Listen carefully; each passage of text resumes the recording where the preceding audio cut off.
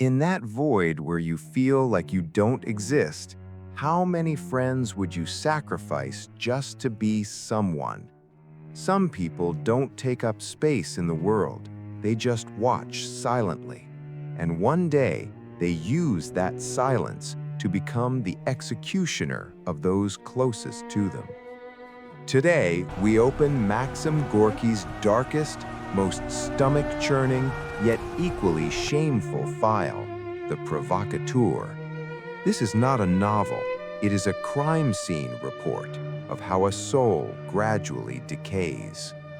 Meet Yevsei Klimkov. He is the most dangerous type of man history has ever seen. A man who is weak-willed, cowardly, and knows he is useless.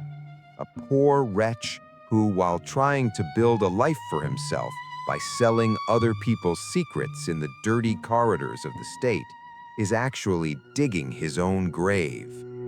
If you're ready, we're entering those foggy corridors where loyalty and betrayal intertwine.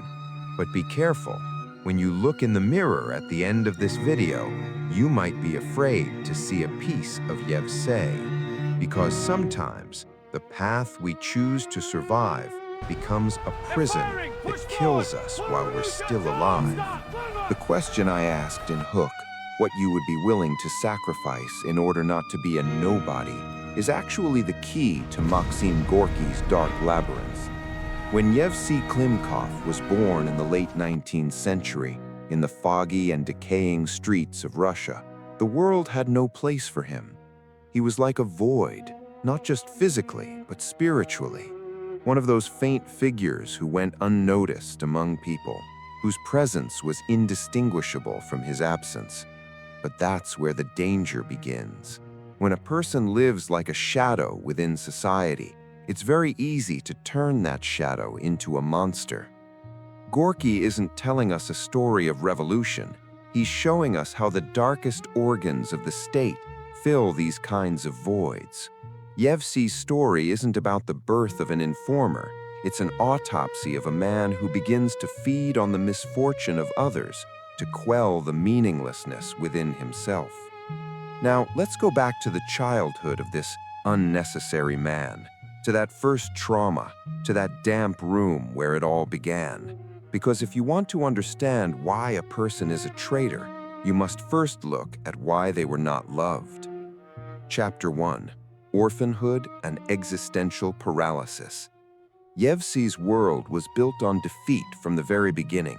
When his father died, he left behind only a name and a vast emptiness. When he was sent to live with his uncle as a lodger, Yevsei realized something. He was surplus.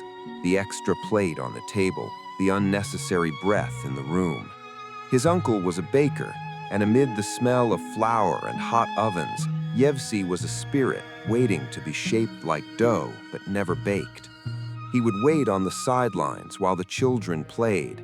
They wouldn't let him join them because Yevsei didn't have the energy to appeal to them. Gorky makes a tremendous psychological diagnosis here, the surplus man syndrome. Yevsei felt as if he were watching the world around him from behind glass. It was a kind of existential paralysis.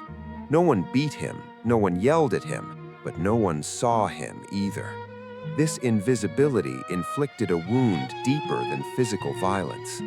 When he started working as an apprentice in a bookstore one day, he thought he would disappear among the words and papers, but the harsh reality of life found him there too. Books told him about the world, but he couldn't see a single square in that world that belonged to him. This enormous void inside him was the suitable space that would later be noticed by the Russian secret police, the Okhrana. Because a soul into which no value has been placed is susceptible to being filled with all kinds of filth. Yevsei just wanted a sense of belonging, to belong somewhere, to be useful, whatever the cost. Chapter 2. The Claws of the Secret Service and the First Power Intoxication. The real turning point in Yevsei's life began when his uncle placed him with an acquaintance who worked in the police force. This was the very heart of the crime scene. When Yevsey entered the dusty, dark offices of the Okhrana, the infamous secret service of Tsarist Russia, Yevsey felt for the first time in his life that he was part of something important. The men here knew things ordinary people didn't: who slept when, who read which banned book, who cursed the state. For Yevsey, this was like divine power. The invisible, insignificant child now had the authority to watch other people's lives from an invisible place. Remember his first assignment? Just to watch, to walk the streets, to note suspicious movements. Yevsey threw himself into this job wholeheartedly, because for the first time someone was saying, "Well done" to him. For the first time he was receiving the message, "You are valuable to us." But this value was given in exchange for him giving up his humanity. Gorky portrays Yevsey's mental transformation during this process so subtly that it makes you feel sick to your stomach while reading, but you can't put the book down. When Yevsey began to see innocent people as targets, he had actually become the executioner of his own soul. In those cold rooms, he was taught that informing was a craft and betrayal was a duty. He was no longer a useless man. He was now a tool. He was a part of the rusty scissors the system used to silence dissenting voices, and those scissors were preparing to make their first cut from the closest place. Power was like a poison wine flowing through Yevsey's veins. The more he drank, the thirstier he became, and the thirstier he became, the more he craved greater betrayal. His voice conveys a calm authority, emotional restraint, and quiet intelligence. He speaks slowly, like someone who has seen a lot. In the damp rooms of the Okhrana, Yevsey was learning to be not just an officer, but an eye. But this eye had begun to observe not only the outside world, but also the darkness within himself. When his first real assignment came, the slight intoxication of power he had felt until that day gave way to a cold drop of sweat. The task was simple: infiltrate a group of students, listen to their passionate revolutionary speeches, and take note of their names. When Yevsey entered their circle, he came closer than ever before to that warm thing called friendship. They drank tea together, talked about banned books. For a moment, Yevsey truly believed he was one of them. But the secret police ID in his pocket felt like a dagger lodged in his chest. Here, Gorky leaves us alone with the terrible bargain in Yevsey's mind. Yevsey whispered to himself, "If I don't report them, someone else will. And if I don't become an informer, I'll go back to being a nobody." This is the suicide of a soul. One evening, he wrote the name of the young man who laughed the most and treated him most sincerely at the top of the list. When he returned home that night, he couldn't look in the mirror. But the next day, when his boss tapped him on the shoulder and said, "Good work, Klimkov," the nausea gave way to a sickening pride. Betrayal is bitter at first bite, but as you chew it, leaves a metallic, addictive taste in your mouth. Yevsey was no longer a human being, but a parasite fed by the system. He traded his loneliness for stealing the lives of others. As time passed, Yevsey's life split in two. During the day, he was that faint figure everyone called a poor, quiet man. At night, he was a hunter whispering in dark corners, following shadows. In this chapter, Gorky delves so deeply into the concept of the provocateur that you understand why the book feels like forbidden knowledge. Yevsey was no longer just watching, he was creating crime. He made people talk, incited them against the state, then turned them in, saying, "Look, these are traitors." This is the deepest pit a person can fall into, feeding on the blood of the victims he himself created. But there was a problem. As Yevsey grew stronger, his fear grew too. He thought he would see one of his own victims around every corner. Every time a door knocked, he feared not that his days of nothingness would return, but that he would now be recognized as a traitor. The emptiness inside him was now filled to the brim with guilt. But this guilt pushed him not toward goodness, but toward more evil. Because if he stopped, he would realize everything. If he stopped, he would hear the screams of the souls he had killed. So he began to run faster, to inform on more people. Gorky shows us this. A provocateur is actually more imprisoned than the people he hunts. He is trapped inside his own lies and betrayal, having handed the key to his executioner. The blank expression on Yevsey's face was actually the mask of a living corpse. While greeted as a gentleman in social circles, his soul had long since rotted in the sewer-smelling back alleys of Russia. So how far could this decay go? How long can a person live with the monster in their own mirror? Chapter 5: Bloody Sunday and the Broken Mirror. When the calendars showed the year 1905, the pent-up anger in Russia's veins had begun to boil over. That infamous day, known to us as Bloody Sunday, was not just a historical event for Yevsey Klimkov. It was the beginning of the final collapse of his spirit. His task remained the same, to blend into the crowd, to identify the whisperers.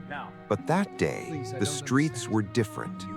As Yevsey walked through that enormous crowd, he felt for the first time that fear was not his alone, that the state was also afraid. As people walked with icons in their hands to present their petitions to the Tsar, the dry sound of the soldiers' rifle mechanisms echoed in Yevsey's ears. When the order to fire was given, he watched the people around him fall one by one. Until that moment, every name he had betrayed had been nothing more than an ink stain on paper. But now, as the young woman's blood splattered onto his shoes, Yevsey painfully understood what it meant to be strong. Power was not about protecting, but about destroying. Gorky dissects Yevsey's horror at that moment with the precision of a psychological autopsy. Yevsey wanted to escape, but where to? He was both among the victims and a paid employee of the killers. This schizophrenic split pushed him to a point of no return. When he returned home, washing the blood from his hands, he knew he could never wash away the sticky filth in his soul. From that day on, the word innocence no longer existed for Yevsey. He had become a cornered rat, acting only on the instinct to survive. Chapter 6: The Spit of the System and Moral Decay. After Bloody Sunday, the Secret Service, the Okhrana, turned into a panic room. Now they needed more informers, more provocateurs. As Yevsey rose within the organization, he was actually being pulled deeper into a swamp. Gorky shows us the other men within the organization here. They are all monsters, some sadistic, some alcoholic, some completely numb. Yevsey saw his own future among these men and hated what he saw. Torture in back rooms, conspiracies, lives ruined by false evidence. Now, as a provocateur, Yevsey wasn't just carrying information, he was actually fabricating crimes. He would infiltrate groups of workers and incite them to revolt, then inform the police so they could suppress the revolt. This is not a story of moral decline, but the complete disappearance of morality. Yevsey's mind was now like a garbage dump. He could no longer distinguish who was a friend, who was an enemy, which lie was true. He didn't even trust his own co-workers because he knew that, like him, they were all scorpions waiting to dig each other's graves. This is precisely what Gorky meant by the life of a superfluous man, a man who, in the end, comes to despise his own existence after embarking on a path to prove his worth. Yevsey was a cog crushed between the enormous gears of the state, and that cog had now rusted and begun to squeak. The system was preparing to spit out this rusted part that was no longer useful to it. Chapter 7. The Cornered Rat and the Fear of Lynching. The footsteps of that great storm heading towards 1917 had now seeped into Yevsey's bedroom. The whispering voices in the streets had now turned into a murmur, a scream. For Yevsey, invisibility was no longer a shield, but a target.